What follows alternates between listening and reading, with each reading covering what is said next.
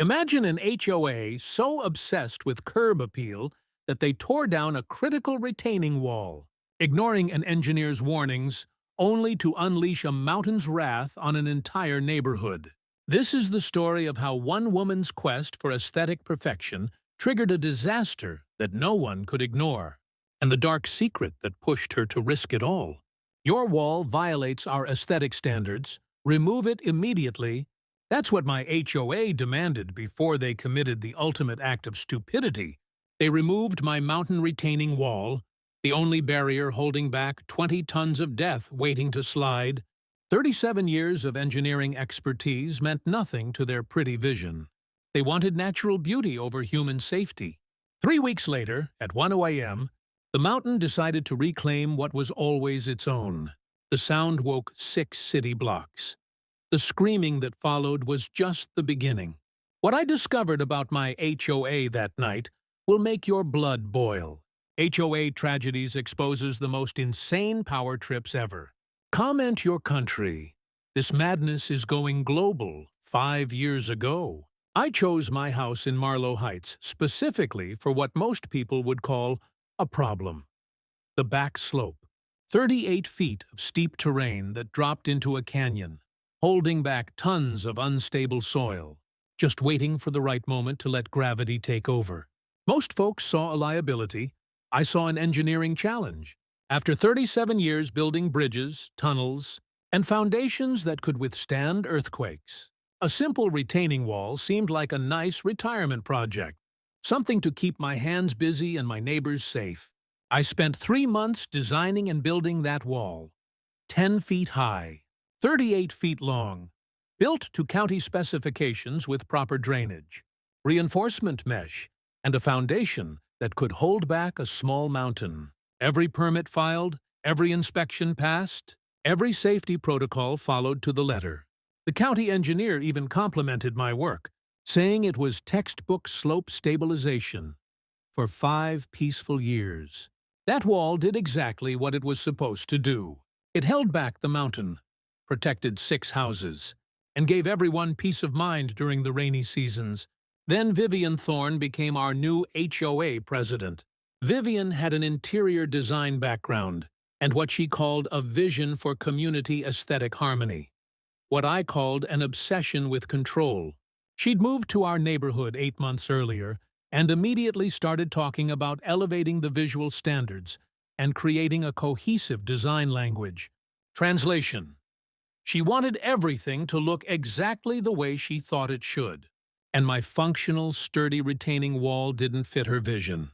The first time we spoke was at the Memorial Day community barbecue. I was grilling burgers, minding my own business, when Vivian approached with her wine glass and that smile that never quite reached her eyes. "Arthur," she said, gesturing toward my backyard, "that wall of yours is really disrupting the aesthetic flow of our hillside. It's so industrial. Have you considered something more natural?" I set down my spatula and looked at her. "Vivian," I said, "this isn't about pretty or ugly.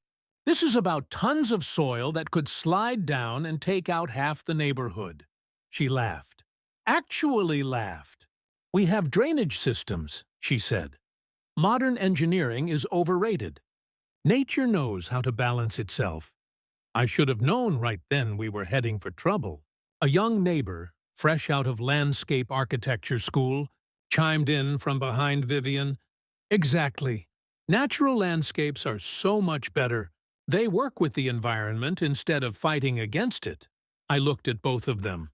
These two people who had never seen what happens when a hillside decides to relocate itself, and tried one more time.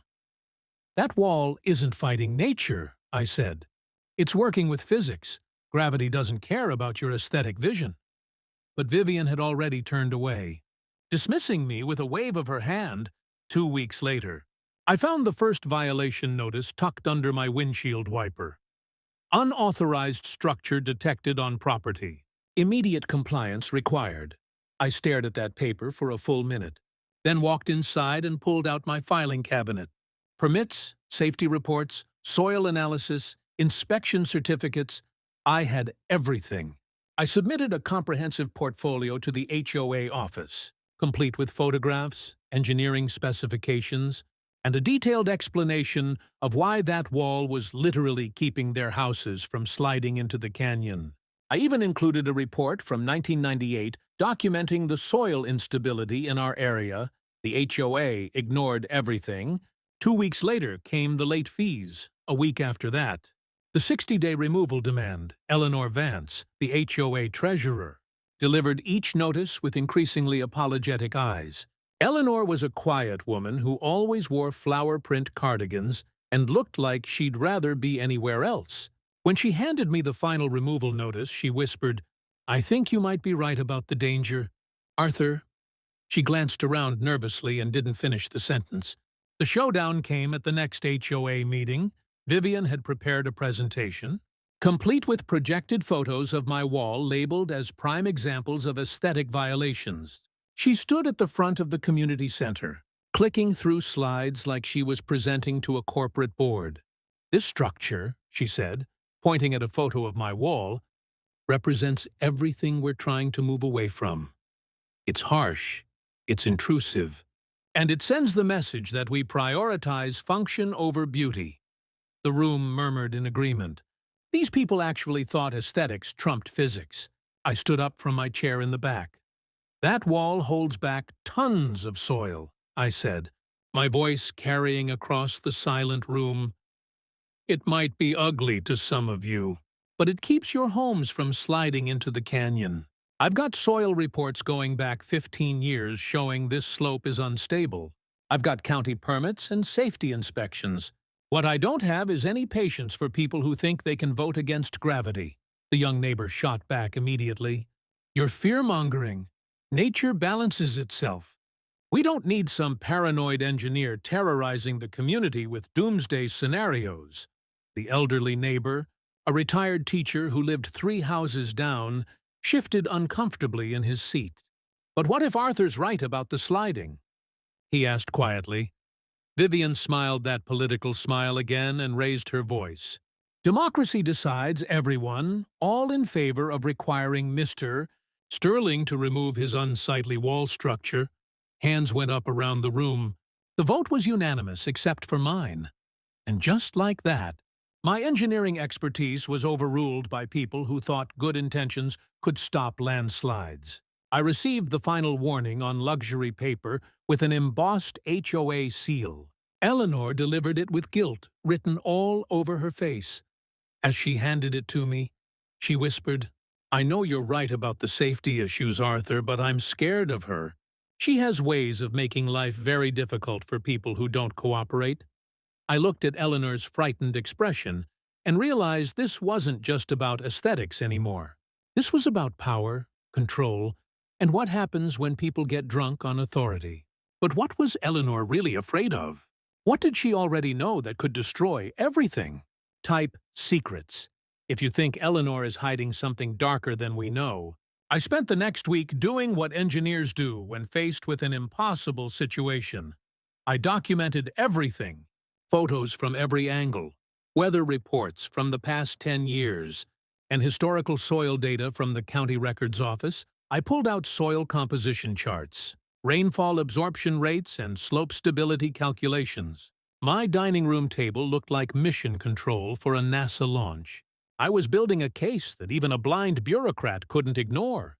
My response to the HOA was 15 pages of technical documentation, legal citations, and photographic evidence. I referenced county regulations about safety structures in high-risk areas. I quoted building codes and liability statutes.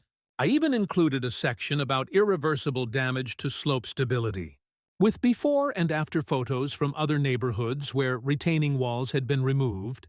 I submitted it all through certified mail, with copies sent to every HOA board member and the county planning office. For a brief moment, I thought common sense might prevail. Maybe when they saw the mountain of evidence, the certifications, the expert analysis, they'd realize they were about to make a catastrophic mistake. Maybe sanity would win over stubbornness. I should have known better. These people had already made up their minds based on feelings, not facts. My carefully researched report might as well have been written in ancient Greek. Saturday morning, I was drinking coffee on my back patio when I heard the truck. A white pickup with Green Valley Solutions painted on the side pulled up to my fence. Two guys in reflective vests got out, along with shovels and a small excavator. The lead guy, a heavy-set man with a clipboard, walked up to my gate. "Morning," he said. "We're here to remove the unauthorized retaining structure. Got a work order from the HOA." I set down my coffee cup very carefully. The last thing I wanted was for these guys to see my hands shaking with anger. "Gentlemen," I said, keeping my voice calm and level, "this is private property. That wall is legally permitted by the county and serves a critical safety function. If you touch one stone, I'll call the police. And you'll find your names on the accident report when this hillside fails." I pulled out my phone and started recording. You really want to be the contractors listed in the lawsuit when someone's sunroom slides 20 feet down the hill into a eucalyptus tree? The two men looked at each other, then at the clipboard, then at me. After a whispered conversation, they packed up their tools and left. I thought I'd won. The next HOA meeting was even more hostile than the first. Vivian had prepared a longer presentation about enforcement authority for community beautification standards. She read from a prepared statement about how homeowners associations have the legal right to maintain property values through consistent aesthetic guidelines. When she finished, I stood up again. "You can vote against my wall all you want," I said. "But you can't vote against gravity. Physics doesn't care about your HOA bylaws." The young neighbor was ready for me this time. "Stop terrorizing people with your paranoid theories. You're creating fear where none should exist." But I could see doubt creeping into some faces. The elderly neighbor spoke up again. "I really don't want my house sliding down the hill, Vivian. Maybe we should listen to the engineer." A few other neighbors nodded. For a moment I thought reason might win. Then Vivian called for another vote, and peer pressure took over. The same hands went up. The same unanimous decision: remove the wall. That night, sitting in my garage with an unopened bottle of whiskey, I had my first real moment of doubt. 37 years of engineering, and I was being defeated by someone who studied interior design. I found myself talking to the empty garage. Maybe I'm overreacting. Maybe I'm the crazy one here. Maybe I'm just a paranoid old engineer who can't accept that his ugly wall isn't wanted. I picked up the phone and called my son in Colorado. "Dad," he answered, "you sound weird." I told him the whole story. When I finished, he was quiet for a long moment.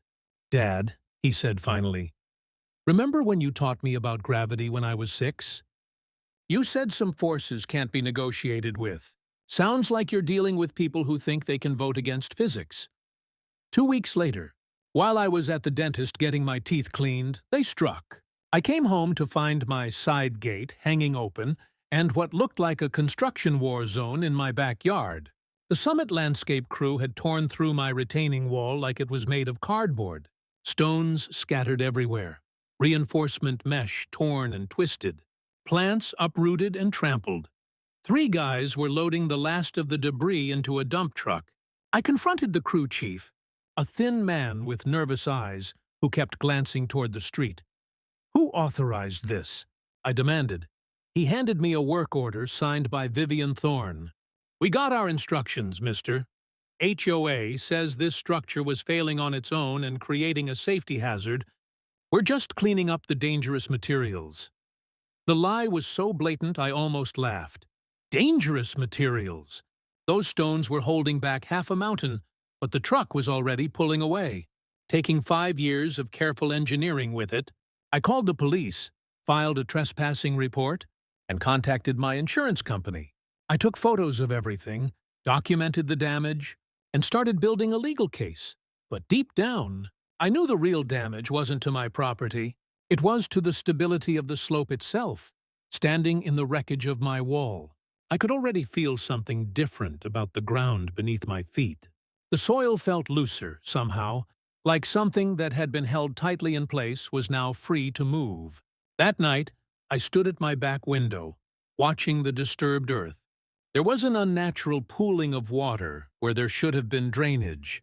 A few plants were already leaning at odd angles, and in the moonlight, I could swear I saw small cracks beginning to form in the exposed soil. The mountain was starting to breathe, getting ready to move. Physics was about to have the last word. But why would Eleanor risk everything to send that message? What was she trying to warn Arthur about? The truth Eleanor's hiding will shock you.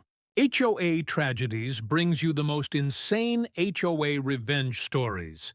Drop your wildest HOA experience below. The next morning, I did what any good engineer would do when facing an unknown variable. I started collecting data. I bought a dozen orange survey flags from the hardware store and placed them strategically across the exposed slope. Each flag got a number, and I measured the exact distance from each one to my back porch. If the ground was going to move, I'd know exactly how much and how fast. Day 4 of monitoring gave me the proof I'd been dreading. Every single flag had shifted. Some by just an inch or two, but others by as much as 4 inches downhill. The water pooling had gotten worse, creating small marshy spots where the drainage had been disrupted. 3 young trees that had been perfectly vertical were now leaning at noticeable angles, their root systems disturbed by the shifting soil. I took time-stamped photos of everything and prepared my evidence. My first call was to Vivian. She answered on the 4th ring, and I could hear the irritation in her voice before I even started talking. Vivian, this is Arthur Sterling. I need you to understand something very important. The slope behind our houses is beginning to shift. I have photographic evidence of ground movement, and we need to take immediate action. The line went quiet for about 5 seconds. Then she hung up on me. Just like that. No discussion, no questions, no concern for the safety of her own neighbors. The county was my next call. But bureaucracy moves at its own pace. I filed an emergency report with the building department, but they told me it would take several days to process. We might not have days, so I did the only thing left. I went door to door with my evidence. I printed out the most dramatic photos I could find of California mudslide aftermath. Houses tilted at impossible angles, cars buried in debris, entire neighborhoods relocated by gravity. This is what happens when engineers are ignored, I told each neighbor who'd listen. Patrick Caldwell was the first one to take me seriously. Patrick was a civil rights lawyer who'd moved in 6 months ago. A sharp guy with a logical mind who understood the difference between opinion and evidence.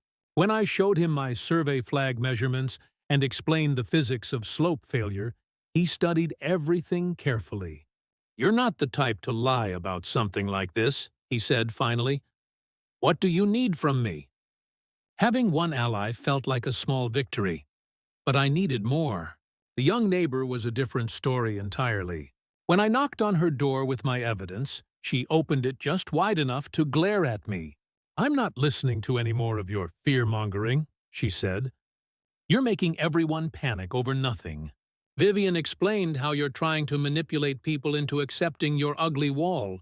Well, it's gone now, and we're all fine." She slammed the door before I could respond.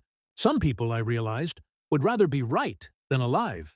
The elderly neighbor, thankfully, was starting to see the truth. When I showed him the photos of my survey flags, he invited me inside and led me to his back room. "Arthur," he said quietly, "I need to show you something."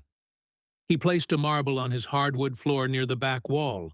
We both watched as it rolled in a slow, straight line toward the rear corner of the room.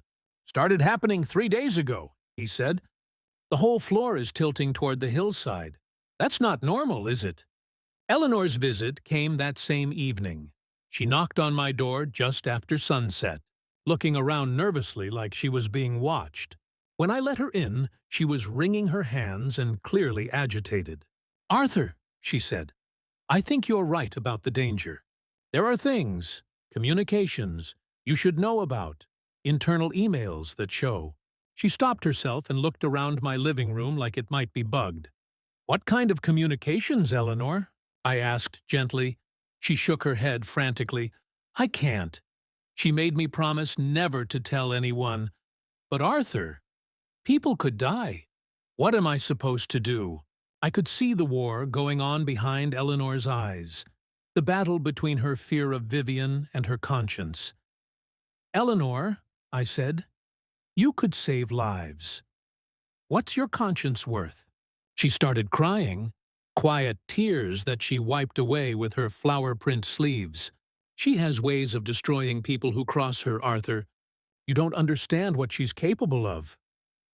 But even as she said it, I could see the guilt eating at her. Someone with Eleanor's moral compass couldn't live with herself if she stayed silent, and people got hurt. Day 6 brought the first visible crack. It started as a hairline fracture running perpendicular across the slope face, about 12 feet long and maybe a quarter-inch wide.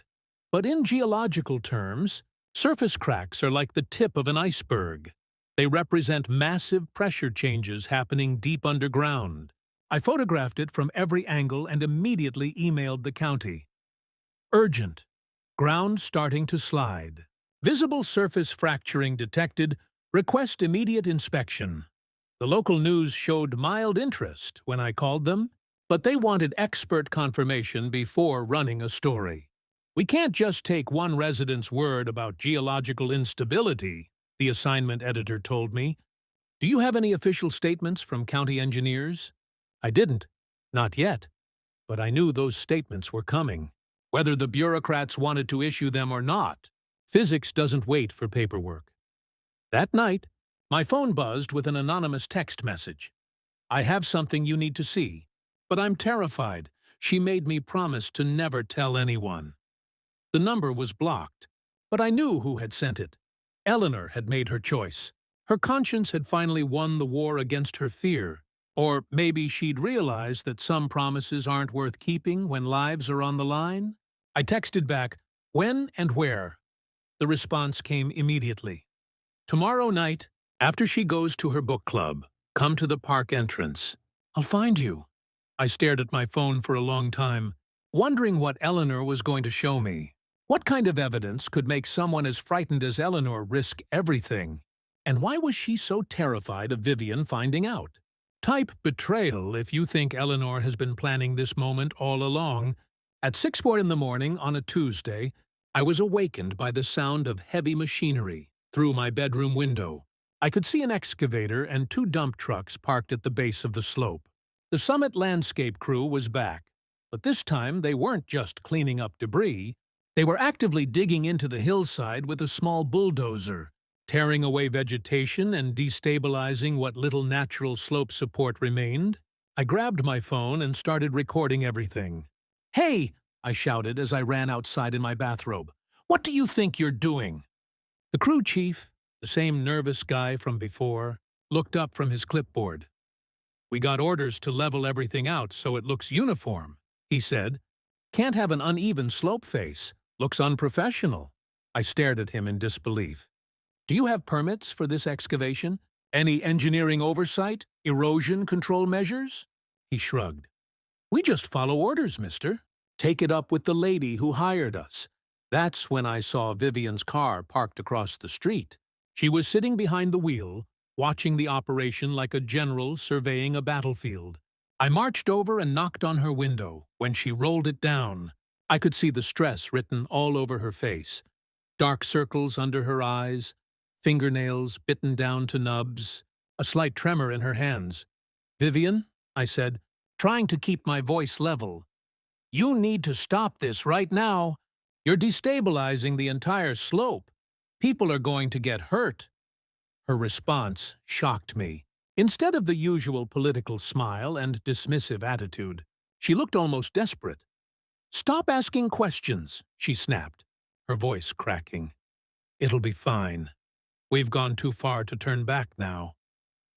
There was panic in her eyes, the look of someone who knows she's made a terrible mistake but can't figure out how to fix it without admitting she was wrong. "Vivian," I said more gently, "it's not too late to stop the digging and call in some real engineers." But she was already rolling up her window, shaking her head frantically. "Too far?" she kept muttering. Gone too far, by 10 that morning. My phone was ringing. Mr. Sterling, this is the county building department. We just reviewed your emergency report from yesterday. I'm coming out to your location immediately. The inspector arrived 30 minutes later. A young guy named Rodriguez, who took one look at my survey flag measurements and went pale. Sir, he said, this is a code red situation. We're talking about potential catastrophic slope failure. He spent 2 hours measuring, photographing and documenting everything. By noon, he was making urgent phone calls to his supervisors. The official county warning was posted by 6 aiders that evening. Red plastic tape stretched across the lower portion of everyone's backyard, with signs reading, Danger, Unstable Slope, Avoid area. County vehicles cruised the neighborhood, and residents were advised to stay away from their back porches and patios. Local news crews showed up within hours, interviewing neighbors about the sudden geological emergency.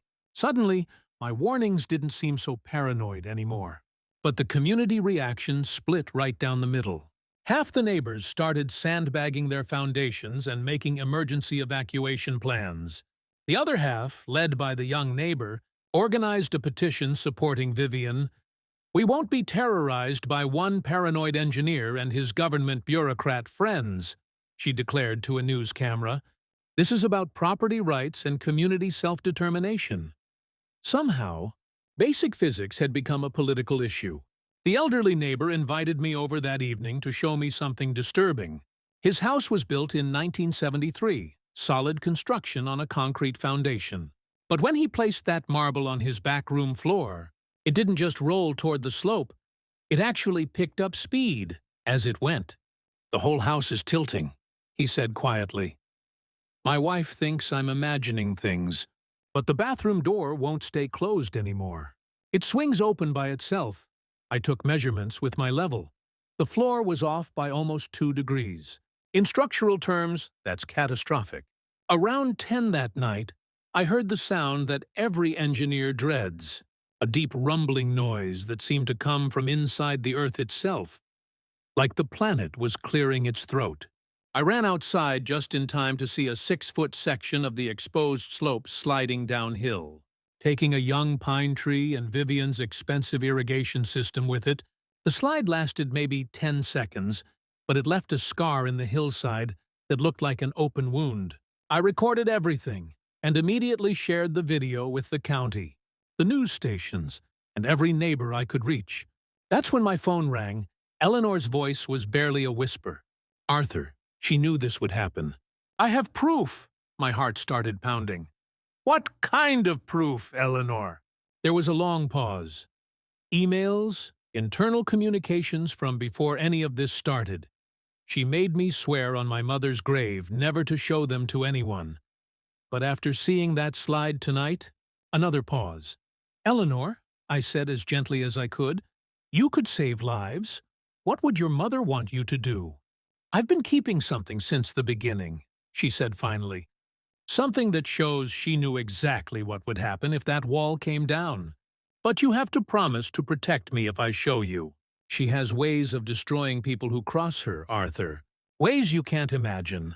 I promised her I'd keep her safe, though I wasn't sure how. What I was sure of was that Eleanor held the key to proving Vivian's negligence. And after tonight's slide, I knew we were running out of time. The mountain was waking up, and when it decided to move, nothing was going to stop it. The only question was whether we could prove criminal negligence before gravity finished what Vivian had started. Eleanor had the evidence. Now I just had to convince her that some secrets are too dangerous to keep.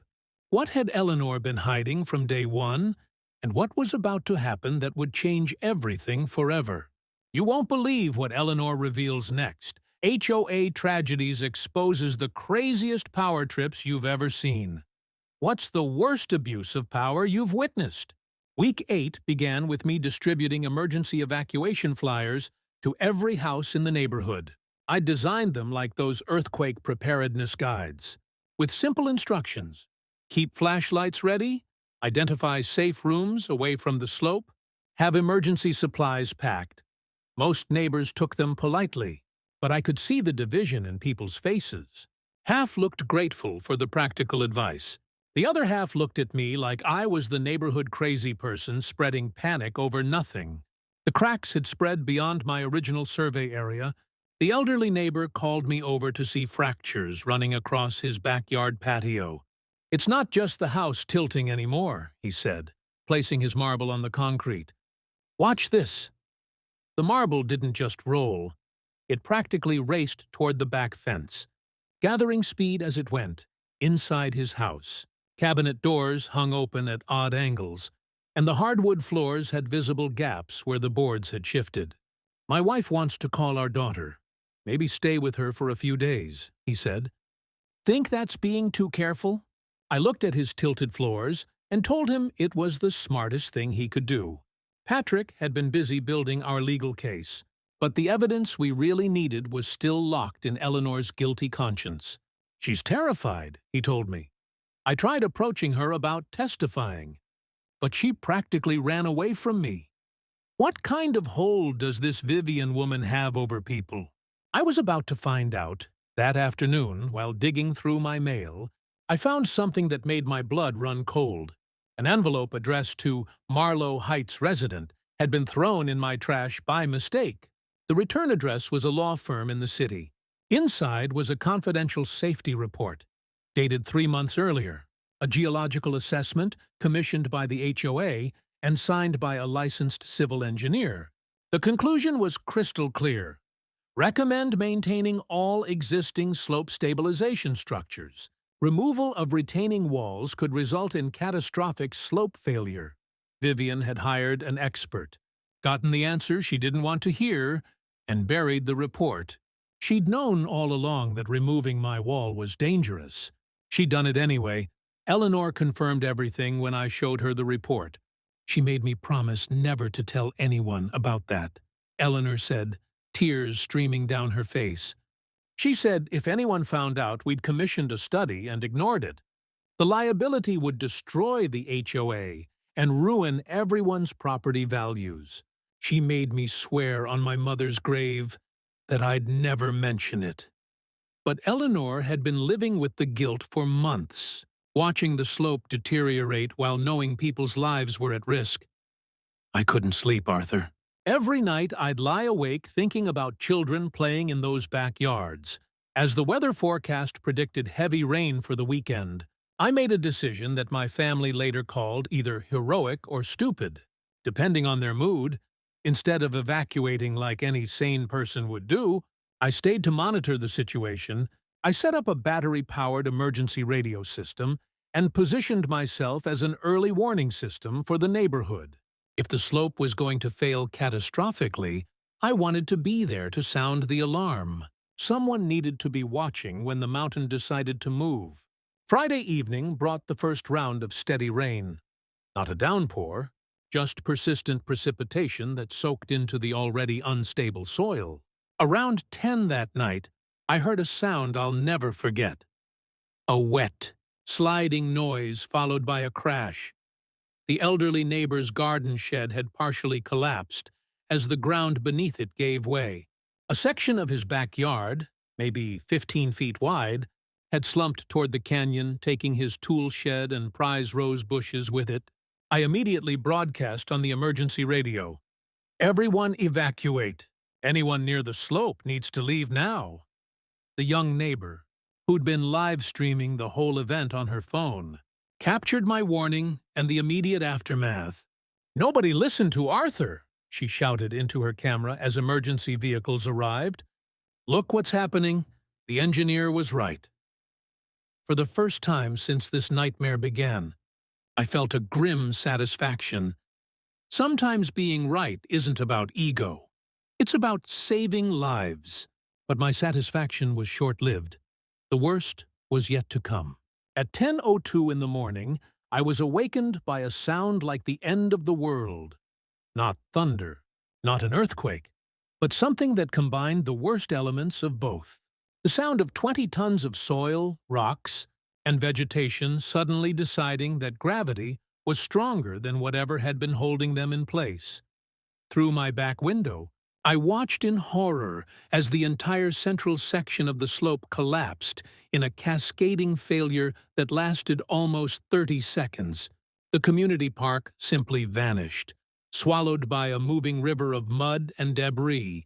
3 houses suffered partial structural damage as their foundations shifted on the unstable ground.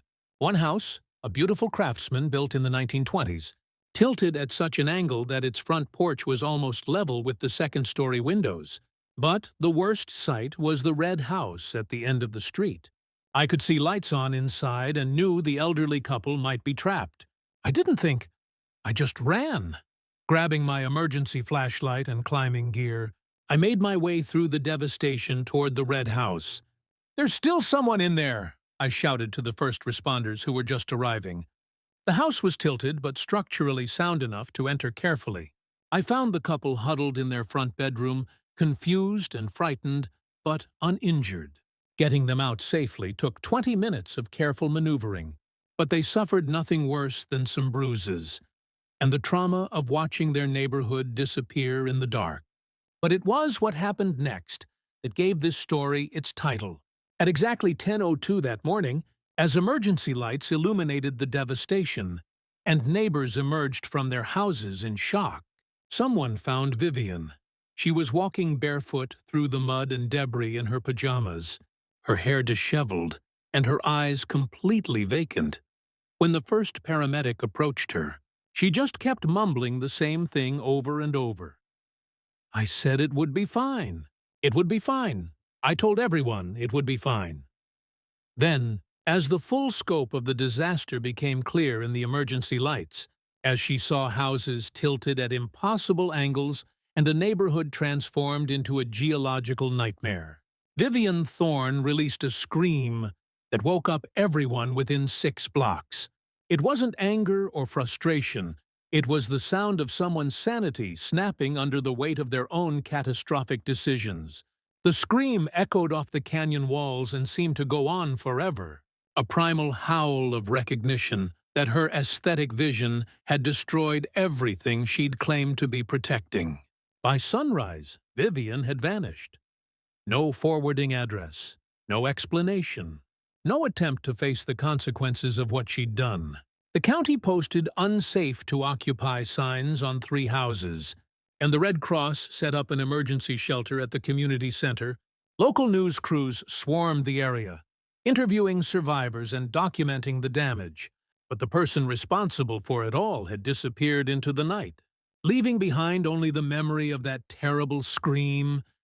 Where did Vivian disappear to? And what would she do next to save herself from the destruction she caused? Type "vanished" if you think Vivian is planning her comeback from the shadows. Within 48 hours of the disaster, the blame game began. Anonymous flyers appeared in mailboxes throughout the neighborhood with a simple but devastating message. Engineer causes millions in damage. Arthur Sterling's unauthorized wall diverted groundwater, destabilizing natural drainage patterns and causing catastrophic slope failure. The flyers looked professional, printed on quality paper with what appeared to be official geological diagrams. Someone had invested serious money in this disinformation campaign. The rumors spread faster than facts ever could. Social media buzzed with theories about how my artificial structure had disrupted the natural equilibrium of the hillside. Neighbors who had smiled and waved at me for 5 years now crossed the street to avoid making eye contact. I found myself isolated in my own community, treated like the villain in a disaster I'd spent months trying to prevent. It was psychological warfare, and it was working. Patrick jumped into action, hiring an independent geological expert to examine the slope failure. Dr. Sarah Martinez, a professor emeritus from the State University with 40 years of experience in soil mechanics and slope stability, conducted a 3-day analysis. Her conclusion was unequivocal. The retaining wall would have prevented this disaster. The failure occurred precisely where the wall had been removed, and the damage pattern is consistent with loss of artificial slope support. But Vivian's lawyers were already spinning a counter-narrative, claiming that non-native structural interventions had altered the hillside's natural behavior. The legal battle looked grim, without the smoking gun evidence Eleanor had promised. It was my word against a well-funded disinformation campaign. The HOA's insurance company hired a team of lawyers who specialized in shifting liability away from their clients. They found expert witnesses willing to testify that retaining walls could sometimes create hydraulic pressure imbalances that destabilize slopes. It didn't matter that these theories contradicted basic engineering principles. In court, doubt was often enough to avoid liability. I started questioning everything. Late at night, sitting in my damaged house with ceiling cracks from the ground shift, I found myself wondering if I'd missed something. Had there been a detail in my original design that I'd overlooked? Some factor that could have contributed to the disaster? What if I was wrong about something? I asked Patrick during one of our strategy sessions. "Arthur," he said seriously, "that's exactly what they want you to think. Don't let them gaslight you into doubting your own expertise." Eleanor had been avoiding me since the night of the collapse, too frightened to answer her phone or respond to messages. When I finally caught her at the grocery store, she looked like she'd aged 10 years in 2 weeks. "I have the emails," she whispered, glancing around nervously. "But they're on my old computer, and something's wrong with the files. They won't open properly." My heart sank. "What do you mean they won't open?" She explained that her computer had crashed the day after the landslide, and when the repair shop recovered her data, several files appeared to be corrupted. "The one you need most. It just shows up as gibberish when I try to open it." For 3 agonizing days, we worked with a data recovery specialist to reconstruct Eleanor's damaged email files. Meanwhile, the legal pressure mounted. The HOA's lawyers filed motions claiming I was responsible for the disaster and demanding that I cover all damages. Local news outlets, fed information by Vivian's supporters, began running stories questioning whether I had properly engineered my original wall. Without that email, Patrick warned me, "We're going to lose everything. They've got better lawyers and a more compelling narrative." On the 3rd night, as I sat staring at Eleanor's broken computer files, I felt like I was watching 37 years of professional reputation crumble into dust. 37 years of engineering, I said to my empty house. Defeated by a corrupted hard drive, I'd built bridges that carried thousands of cars daily, designed foundations that withstood major earthquakes, and consulted on projects worth hundreds of millions of dollars. But none of that mattered if I couldn't prove what Vivian had known and when she'd known it. Then, at 11:30 that night, the data recovery specialist called with the best news I'd heard in weeks. "Got it," he said simply. "The email file is clean now.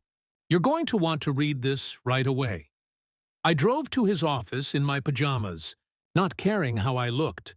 When he opened the recovered file on his computer screen, I saw the evidence that would change everything. Vivian's email to Eleanor, dated 2 weeks before my wall was removed, contained the most damning admission I could have hoped for. Even if he's right about the safety issues, that wall still has to go. It's about setting a precedent. If we let him keep it, everyone will think they can build whatever they want. The community aesthetic guidelines are more important than one engineer's paranoid theories. But the smoking gun came in the next paragraph. "I know the geological report recommends keeping it, but we can't let technical considerations override our vision for the neighborhood." She'd known my warnings were correct, ignored her own expert's advice, and proceeded anyway. I called Patrick immediately. "Game over," I said, and I meant it. Within hours, we'd prepared an emergency motion with the email as our centerpiece evidence. But I wanted more than just a legal victory. I wanted the entire community to see what kind of person they'd supported. I called for an emergency neighborhood meeting and rented the community center's projection system. When I displayed that email on a screen big enough for everyone to read, the room fell silent. The words, "even if he's right," hung in the air like a confession of guilt. The young neighbor who'd been Vivian's most vocal supporter quietly gathered her things and left without making eye contact with anyone. The elderly neighbor whose house had been damaged in the collapse stood up and walked over to me. "I should have trusted you from the beginning. Arthur," he said loud enough for everyone to hear, "can you ever forgive an old fool for doubting an expert?" One by one, other neighbors approached with similar apologies. The truth had finally emerged, and it was devastating. The next morning brought a formal invitation that surprised me more than anything else in this entire ordeal. The remaining residents had voted unanimously to offer me the position of HOA president. "Maybe it's time for an engineer to sit at the decision table," I told Patrick, with the first genuine smile I'd worn in months.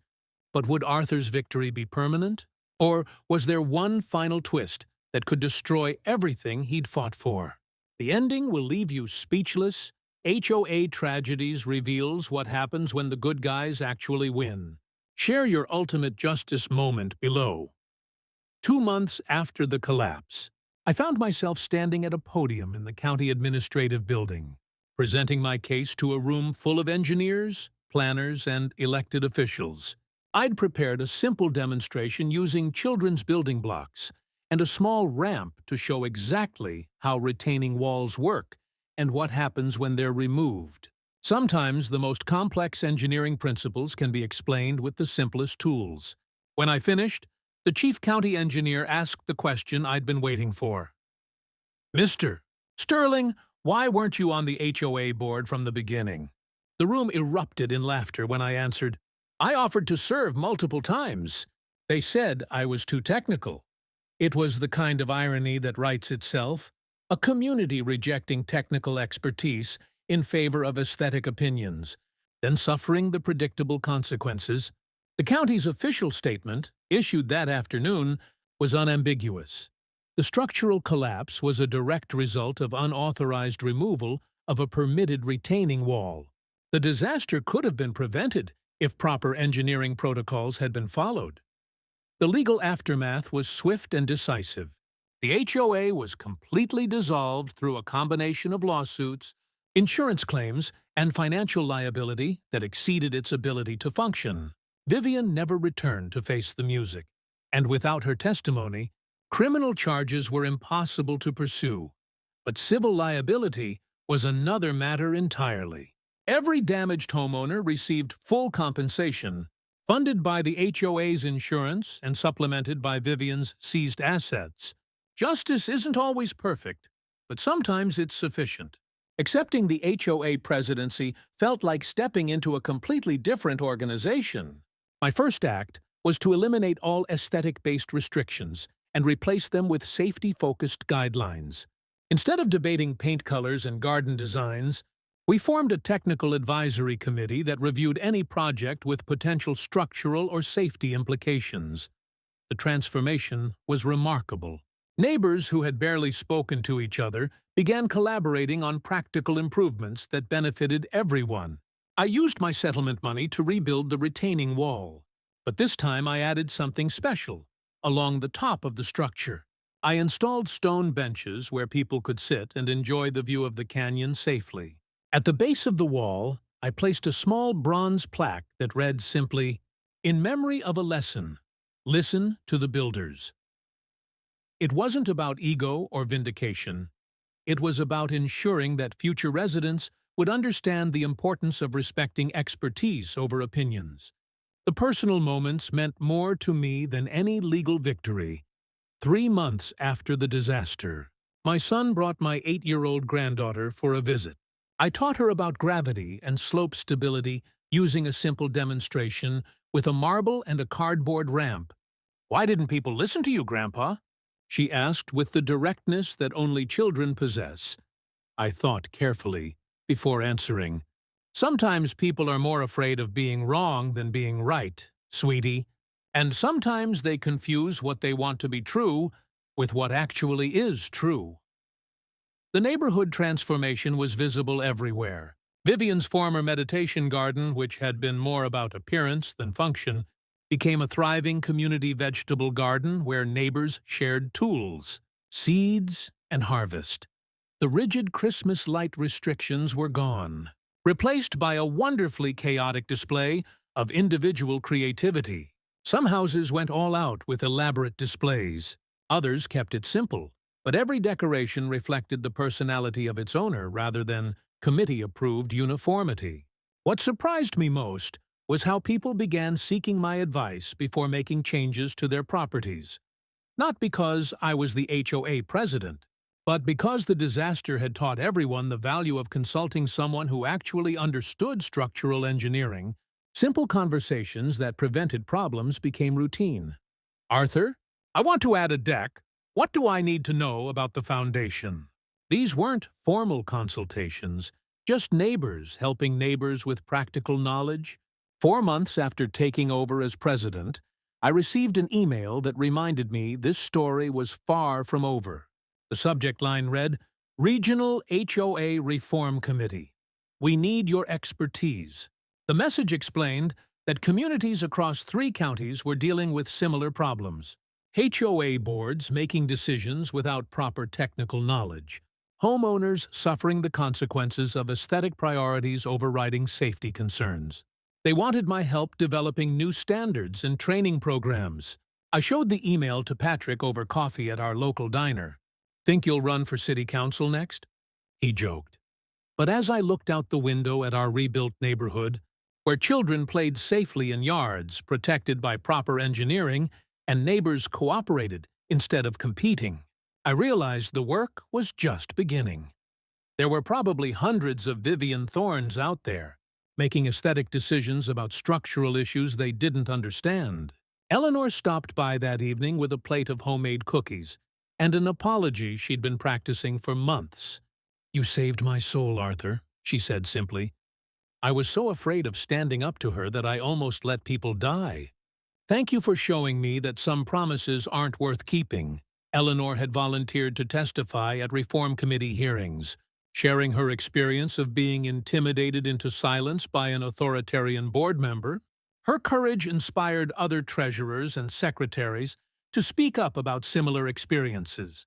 The young neighbor who'd been Vivian's most vocal supporter approached me at the hardware store 6 months later. She didn't apologize directly, but she did something better. "I'm taking some engineering courses at the community college," she said quietly. "Turns out, I don't know as much about structural design as I thought I did." Small victories, but meaningful ones. As I stood on my reinforced hillside that evening, watching my granddaughter play safely in an area that had once been dangerous, I thought about the lesson this whole experience had taught me. I'd built that first wall to hold back dirt and rocks, but what I'd really held on to, through months of ridicule and isolation, was something more important: the community's trust. Once that trust was rebuilt on a foundation of truth instead of politics, it became stronger than any retaining wall I'd ever engineered. Looking at the email invitation still glowing on my phone screen, I smiled. Heroes, it seemed, don't get to retire. There's always another community that needs someone willing to choose facts over feelings, safety over aesthetics, and expertise over authority. And that's perfectly fine with me. If this story of justice served cold gave you that satisfying feeling we all crave, smash that like button. And if you believe in supporting creators who expose the truth about power-hungry HOAs, there's a thanks button below that helps keep these stories coming. Your support means everything. I'm your host at HOA Tragedies. And I'll see you in the next episode, where we dive into another case of someone getting exactly what they deserved. Until then, remember, physics always wins. But sometimes it takes a while to collect the debt. We don't make this stuff up. Real people are just this wild. HOA Tragedies proves it. Hit the bell so you don't miss the next unbelievable episode. Sutter to sedad in a han for you.